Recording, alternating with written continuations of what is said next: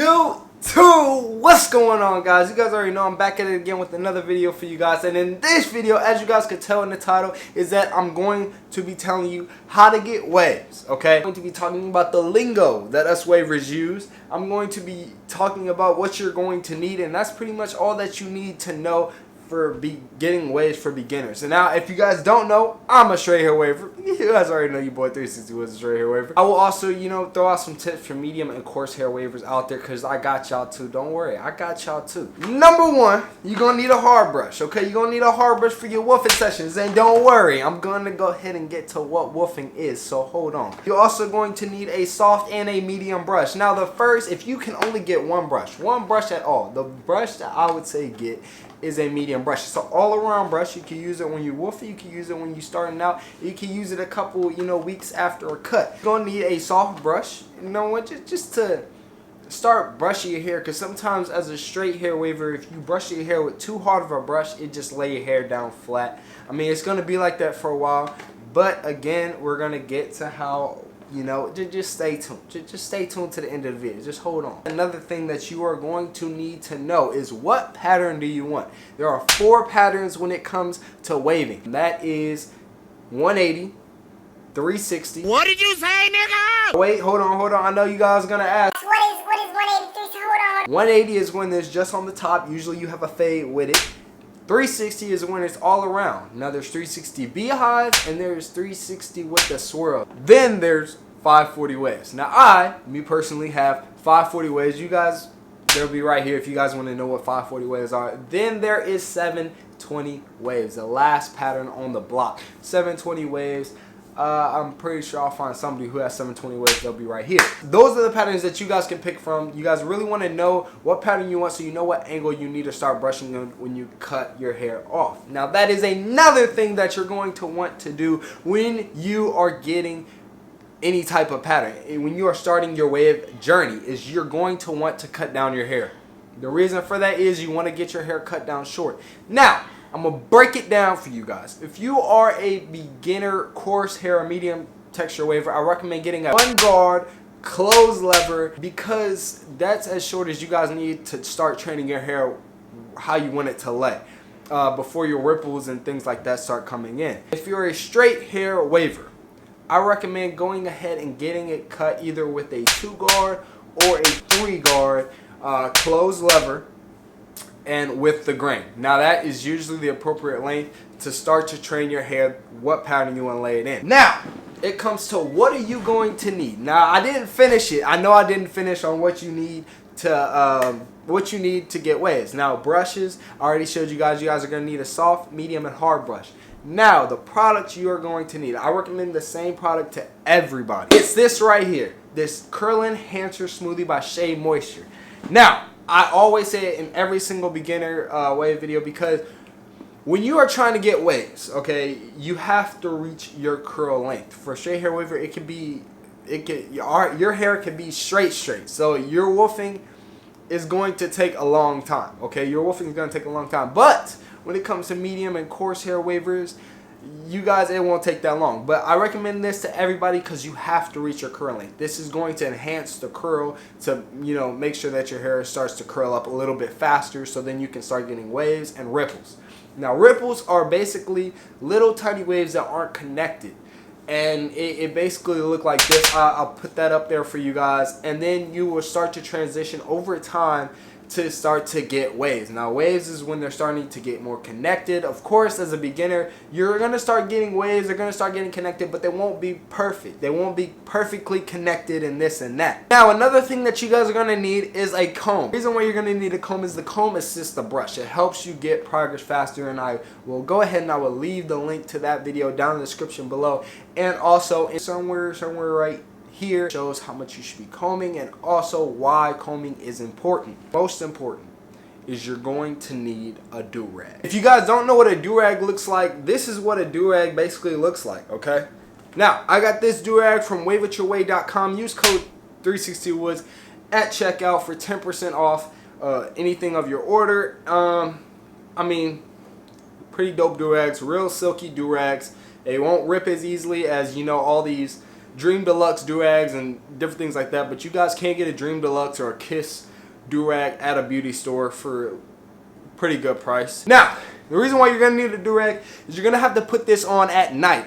Now, the reason why you're going to have to put this on at night is going to lay down your hair just like how the plastic bag method is going to do. But what the plastic bag method does not do is it does not save your progress. This is what's going to save your progress. All this brushing and hours of brushing that you're going to be doing is going to save all that brushing. So you're not brushing for nothing, okay? Main rule that you guys are going to have to follow is you have to wear this do-rag at night.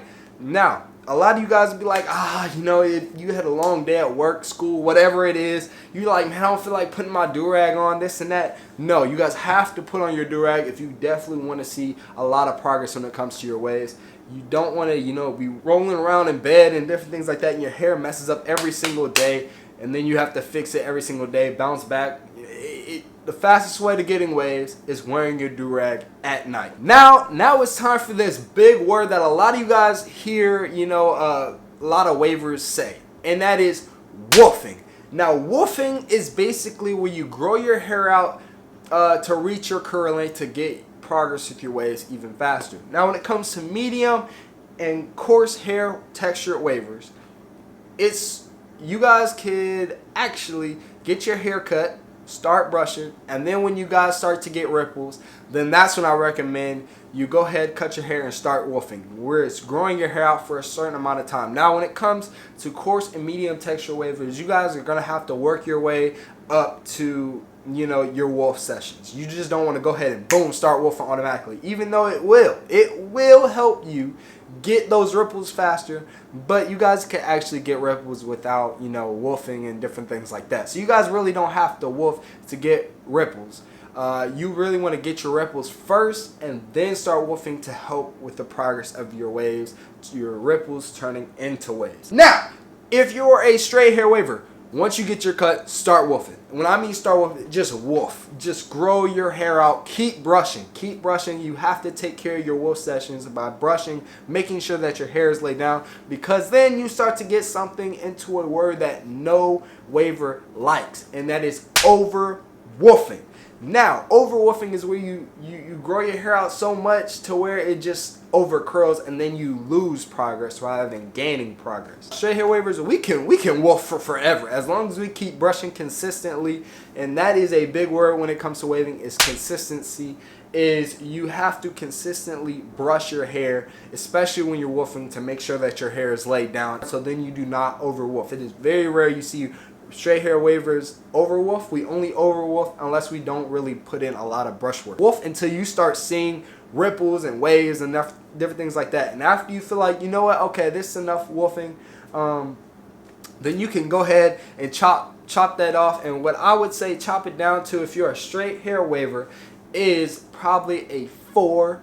Or, you know, if your hair is super straight, go with a 5 guard, okay? Now, the reason why I say a 4, because I cut mine down to a 3.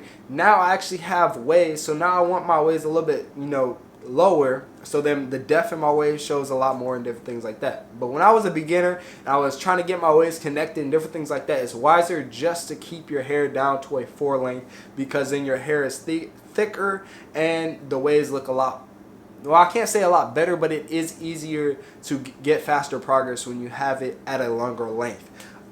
So that's just a tip for you guys if you guys are really trying to get faster progress and different things like that. These two things you guys are going to hear a lot. It's called connections and forks. A fork in your waves is basically when you have, I'll put a picture right here, is when you basically, it's not connected to the right wave. Now when you have good connections, it's when all the waves match up perfectly together. And again, I will leave a picture where connections and then forks in your waves look like. Now, in this video, I want to go ahead and address this. But you guys are going to hear a lot of methods, and there is one method that everybody always asks, should I do even if I don't have waves?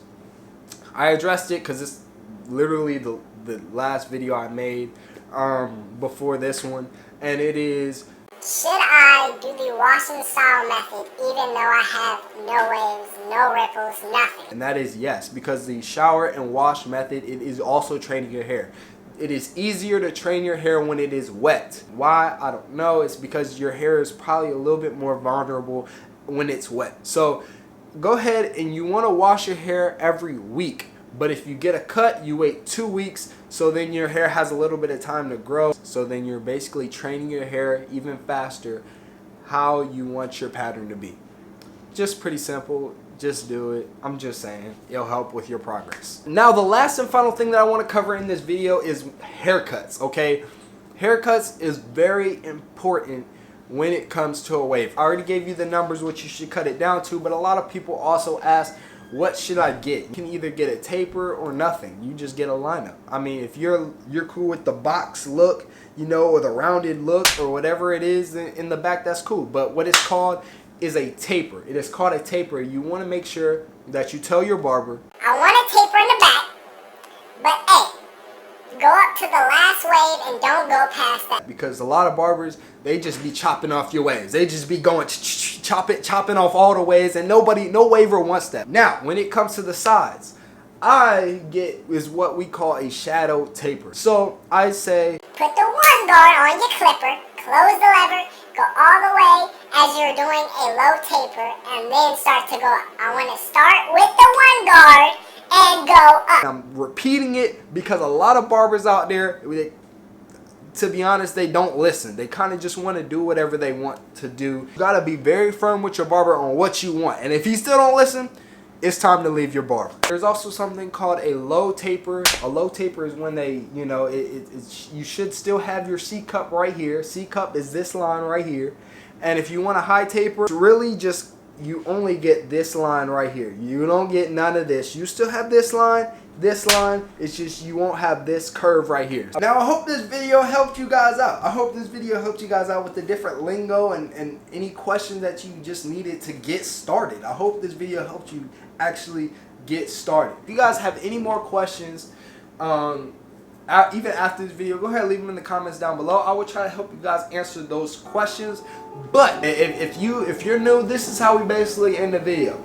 Don't forget to go ahead and like this video. Go ahead and hit that thumbs up button, because I really want to see you guys hit that thumbs up button. It's not really gonna help the channel out. It makes me feel good, okay? And don't forget to subscribe.